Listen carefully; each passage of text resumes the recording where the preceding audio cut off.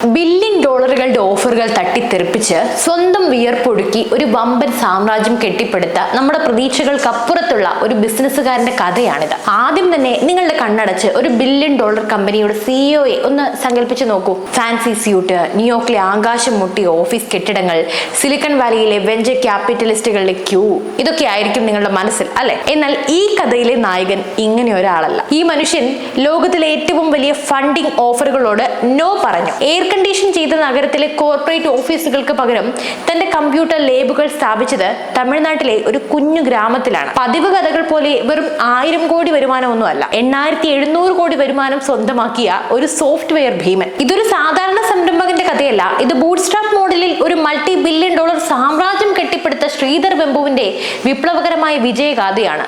ലോകത്തിലെ ഏറ്റവും ശക്തരായ നിക്ഷേപകരെ ഒഴിവാക്കി ഒരു ഗ്രാമത്തിലിരുന്ന് ഇദ്ദേഹം എങ്ങനെയാണ് സോഹോ എന്ന ടെക് ഭീമനെ പടുത്തുയർത്തിയത്? നഗര കേന്ദ്രീകൃതമായ IT ലോകത്തിന് ഇദ്ദേഹം നൽകുന്ന മറുപടി എന്താണ്? എന്തുകൊണ്ടാണ് അദ്ദേഹം കോളേജ് ഡ്രോപ്പ് ഔട്ടുകളെ ലോകോത്തര എഞ്ചിനീയർമാരാക്കി മാറ്റുന്നത്?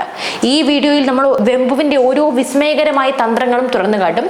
അവസാനമായി ഇന്ത്യയുടെ സ്വന്തം ചാറ്റ് ആപ്പായ അരട്ടൈ പിറന്ന കഥയും ഇതിന്റെ പ്രത്യേകതകളും നിങ്ങൾ അറിയണം. ഒരു കാര്യം ഉറപ്പാണ്, നിങ്ങൾക്കറിയാവുന്ന ബിസിനസ് വിജയത്തിന്റെ എല്ലാ നിയമങ്ങളെയും ഈ കഥ ചോദ്യം ചെയ്യും.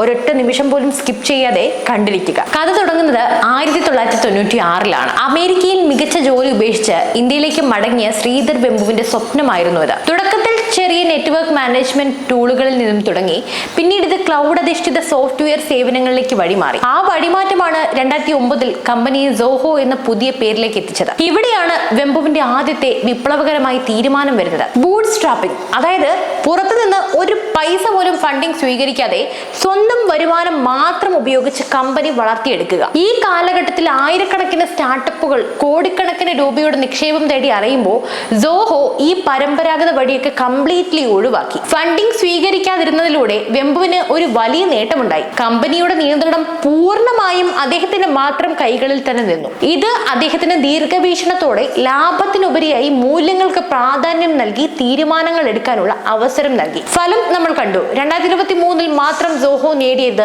8700 കോടി വരുമാനം. ഇതിൽ 2800 കോടി ലാഭവും പുറത്തുനിന്നുള്ള നിക്ഷേപം ഇല്ലാതെയും കൃത്യമായ പ്ലാനോടും കൂടി പ്രവർത്തിച്ചാൽ ഒരു കമ്പനിക്ക് എവിടെ എത്താൻ കഴിയുമെന്ന് സോഹോ തെളിയിച്ചു. വെമ്പുവിന്റെ ഈ തന്ത്രം ഇന്ന് ലോകമെമ്പാടുമുള്ള സംരംഭകർക്ക് ഒരു വലിയ പാഠമാണ്. വേഗത്തിൽ വളരുന്നതിനേക്കാൾ പ്രധാനം ആരോഗ്യകരമായി വളരുക എന്നതാണ്. 2024-ലെ ഫോർബ്സ് പട്ടിക പ്രകാരം വെമ്പുവിന്റെ നെറ്റ്വർത്ത് 5.8 ബില്യൺ ആണ്. ശ്രീധർ വെമ്പുവിന്റെ അടുത്ത വിപ്ലവം ഒരു സാധാരണ ബിസിനസ്സുകാരന് ചിന്തിക്കാൻ പോലും കഴിയാത്തതായിരുന്നു. ബാംഗ്ലൂരോ ചെന്നൈയിലോ ഹൈദരാബാദിലോ ഓഫീസുകൾ തുറക്കുന്നതിന് പകരം അദ്ദേഹം തന്റെ ഗവേഷണ വികസന കേന്ദ്രങ്ങൾ സ്ഥാപിച്ചത് എവിടെയാണെന്ന് അറിയാമോ? തമിഴ്നാട്ടിലെ തെങ്കാശിയിലും ആന്ധ്രയിലെ റെണിഗുണ്ടയിലും. ഇതെന്തിനാണ്? സിലിക്കൺ വാലി മാതൃകയിൽ പ്രതിഭകളെല്ലാം നഗരങ്ങളിലേക്ക് കുടിയേറുമ്പോൾ വെമ്പു ചിന്തിച്ചത് മറിച്ചാണ്. ഗ്രാമീണ ഇന്ത്യയിൽ പ്രതിഭകൾ ഒളിഞ്ഞുകിടപ്പുണ്ട്. അവർക്ക് അവസരം ലഭിച്ചാൽ അവർ അത്ഭുതം സൃഷ്ടിക്കും. ഈ തീരുമാനം ഒരു ബിസിനസ് തന്ത്രം എന്നതിലുപരി ഒരു സാമൂഹിക പ്രതിബദ്ധത കൂടിയായിരുന്നു. നഗരങ്ങളിലെ ഓഫീസ് വാടകയും ജീവനക്കാരുടെ ഉയർന്ന ശമ്പളവും ഒഴിവാക്കി പ്രവർത്തനം കുറഞ്ഞ ചെലവിൽ മുന്നോട്ട് കൊണ്ടുപോകാനായി സാധിച്ചു. ഗ്രാമങ്ങളിലെ യുവാക്കൾക്ക് തൊഴിൽ ലഭിച്ചു. നഗരങ്ങളിലേക്ക് പോകേണ്ട ആവശ്യം അവർക്ക് വന്നില്ല. ഇത് ഗ്രാമീണ സമ്പദ് വ്യവസ്ഥയ്ക്ക് വലിയൊരു ഉത്തേജനവുമായി. നമ്മൾ സാധാരണ കേൾക്കാറുണ്ട്, വലിയ കമ്പനികൾക്ക് വലിയ നഗരങ്ങൾ വേണമെന്ന്. സോഹോ ഈ ധാരണയെ തന്നെയാണ് പൊളിച്ചെഴുതിയത്. ഈ തന്ത്രത്തിന് 2021-ൽ ഇന്ത്യ സർക്കാർ പത്മശ്രീ പുരസ്കാരത്തോടെ അദ്ദേഹത്തെ ആദരിച്ചു. ശ്രീധർ വെമ്പു എന്ന സംരംഭകൻ ഒരു കമ്പനി എങ്ങനെ ആയിരിക്കണം എന്നതിന് പുതിയൊരു നിർവചനം തന്നെ നൽകുകയായിരുന്നു. ഇനിയാണ് ഏറ്റവും വിസ്മയിപ്പിക്കുന്ന കാര്യം. ഒരു സോഫ്റ്റ്വെയർ കമ്പനിയിൽ ജോലി കിട്ടാൻ എന്താണ് വേണ്ടത്? മികച്ച യൂണിവേഴ്സിറ്റിയിലെ എഞ്ചിനീയറിംഗ് ബിരുദം, ഉയർന്ന മാർക്ക്, അങ്ങനെയല്ലേ? എന്നാൽ സോഹോയുടെ നിയമം വീണ്ടും വ്യത്യസ്തമാണ്. വെമ്പു സ്ഥാപിച്ച സോഹോ സ്കൂളുകൾ വഴി കോളേജ് വിദ്യാഭ്യാസം പൂർത്തിയാക്കാത്ത വിദ്യാർത്ഥികളെ പോലും അദ്ദേഹം പരിശീലിപ്പിച്ചെടുത്ത് ലോകോത്തര എഞ്ചിനീയർമാരാക്കി മാറ്റുന്നു. നിങ്ങൾക്കറിയാമോ, ഇന്ന് സോഹോയിലെ എഞ്ചിനീയർമാർ 15 മുതൽ 20% പേർക്ക് വരെ കോളേജ് ഡിഗ്രി പോലും ഇല്ല. ഇത് വെമ്പുവിന്റെ ദീർഘവീക്ഷണമാണ് കാണിക്കുന്നത്.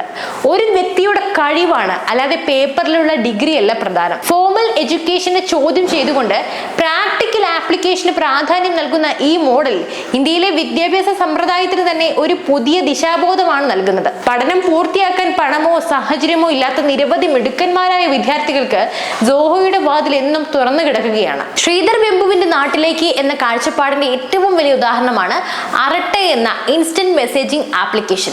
നമ്മുടെ എല്ലാം ഡാറ്റ വിദേശ പ്ലാറ്റ്ഫോമുകളിൽ സുരക്ഷിതമാണോ എന്ന ആശങ്ക നിലനിൽക്കുമ്പോൾ അതിനൊരു ഇന്ത്യൻ ബദലാണ് സോഹോ മുന്നോട്ട് വെച്ചത്. തമിഴിൽ അറട്ടെ എന്ന വാക്കിന് ചുമ്മാ ഒരു സംസാരം അല്ലെങ്കിൽ കാഷ്വൽ ചാറ്റ് എന്നൊക്കെയാണ് അർത്ഥം. പക്ഷേ ഈ ആപ്പിന്റെ ലക്ഷ്യം വളരെ വലുതാണ്.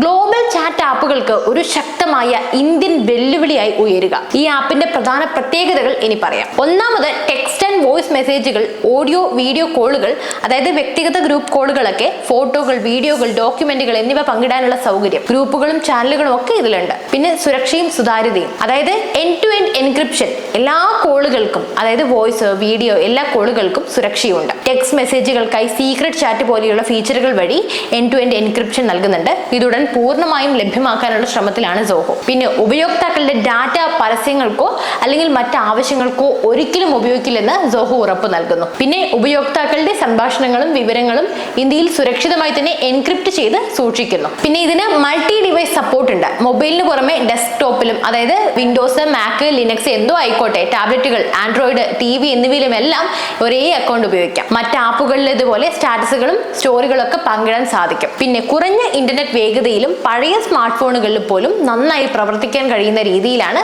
ഈ ആപ്പ് രൂപകൽപ്പന ചെയ്തിരിക്കുന്നത്. സർക്കാർ തലത്തിലുള്ള പ്രോത്സാഹനവും ഇതിന് ലഭിച്ചിട്ടുണ്ട്. കേന്ദ്ര വിദ്യാഭ്യാസ മന്ത്രി ധർമ്മേന്ദ്ര പ്രധാൻ പോലെയുള്ള പ്രമുഖർ പ്രാദേശിക ഡിജിറ്റൽ പ്ലാറ്റ്ഫോമുകളിലേക്ക് മാറാനായി ഇന്ത്യക്കാരെ പ്രോത്സാഹിപ്പിച്ചത് അറട്ടയ്ക്ക് വലിയ പ്രചാരം നൽകി. സ്വകാര്യതയ്ക്ക് വളരെയധികം പ്രാധാന്യം നൽകുന്ന മെയ്ഡ് ഇൻ ഇന്ത്യ പ്ലാറ്റ്ഫോമാണ് അറട്ടെ. ഇത് ഇന്ത്യയിലെ പൗരന്മാരുടെ ഡാറ്റ സ്വകാര്യതയ്ക്ക് ഒരു വലിയ ഉറപ്പാണ് നൽകുന്നത്. ശ്രീധർ വെമ്പു ഒരു സംരംഭകൻ മാത്രമല്ല, അദ്ദേഹം ഒരു ദാർശനികൻ കൂടിയാണ്. അദ്ദേഹം ലോകത്തിന് മുന്നിൽ വെക്കുന്നത് ഒരു പുതിയ ബിസിനസ് മോഡലുമാണ്. അതായത് വെഞ്ചർ ക്യാപിറ്റൽ വിജയത്തിന് ഒരു അത്യാവശ്യമല്ല. സിലിക്കൺ വാലി ലോകത്തിലെ ഏക ടെക് ഹബ് അല്ല. ഡിഗ്രി ഒരാളുടെ കഴിവിന്റെ അളവുകോലുമല്ല. അദ്ദേഹത്തിന്റെ നെറ്റ്വർത്ത് ഇന്ന് 5.8 ബില്യൺ ആണെങ്കിൽ പോലും അദ്ദേഹത്തിന്റെ ഏറ്റവും വലിയ സമ്പാദ്യം അദ്ദേഹം ഗ്രാമങ്ങളിൽ കൊണ്ടുവന്ന മാറ്റമാണ്. സാമ്പത്തിക വിജയം എന്നത് സാമൂഹിക വികസനവുമായി ബന്ധപ്പെടുത്തി കാണണമെന്ന് അദ്ദേഹം നമ്മളെ പഠിപ്പിക്കുകയാണ്. നഗര കേന്ദ്രീകൃതമായ വികസന ചിന്താഗതികൾ മാറേണ്ട കാലമായി. ഒരു ഗ്രാമത്തിലിരുന്ന് ലോകോത്തര നിലവാരമുള്ള ഒരു ഉൽപ്പന്നം നിർമ്മിക്കാൻ കഴിയുമെന്ന് ശ്രീധർ വെമ്പു തെളിയിക്കുകയാണ്. നിങ്ങളുടെ ഡാറ്റയുടെ സ്വകാര്യതയ്ക്ക് പ്രാധാന്യം നൽകുന്ന ഇന്ത്യയിൽ നിർമ്മിച്ച ഒരു മികച്ച ആപ്ലിക്കേഷനാണ് അറട്ടെ. ഇത് നിങ്ങളുടെ മൊബൈലിലുണ്ടോ? ശ്രീധർ വെമ്പുവിന്റെ ഈ ഗ്രാമീണ വിപ്ലവത്തെക്കുറിച്ച് നിങ്ങൾക്ക് എന്താണ് പറയാനുള്ളത്? താഴെ തീർച്ചയായും കമന്റ് ബോക്സിൽ നിങ്ങളുടെ വിലയേറിയ അഭിപ്രായങ്ങൾ രേഖപ്പെടുത്തുക. ഈ വീഡിയോ നിങ്ങൾക്ക് ഇഷ്ടമായെങ്കിൽ ലൈക്ക് ചെയ്യുക. കൂടാതെ കൂടുതൽ പ്രചോദനാത്മകമായ കഥകൾക്ക് വേണ്ടി ഞങ്ങളുടെ ചാനൽ സബ്സ്ക്രൈബ് ചെയ്യുക. അതുപോലെ തന്നെ ഈ ഒരു വിവരങ്ങൾ നമ്മുടെ സുഹൃത്തുക്കൾക്ക് എല്ലാവർക്കും തീർച്ചയായും അയച്ചു കൊടുക്കുക. കാരണം അതിന്റെ പ്രാധാന്യം നിങ്ങൾക്ക് ഇപ്പോൾ മനസ്സിലായി കാണുമല്ലോ. നിങ്ങൾ സ്റ്റാർട്ടപ്പ് തുടങ്ങുകയാണെങ്കിൽ സിലിക്കൺ വാലി മോഡൽ പിന്തുടരുമോ അതോ ശ്രീധർ വെമ്പുവിന്റെ നാട്ടിലേക്ക് എന്ന മോഡൽ സ്വീകരിക്കുമോ? തീർച്ചയായും കമന്റ് ചെയ്യൂ. മറ്റൊരു വിഷയമായി വീണ്ടും എത്തും വരെ നന്ദി. News desk IBN Malayalam.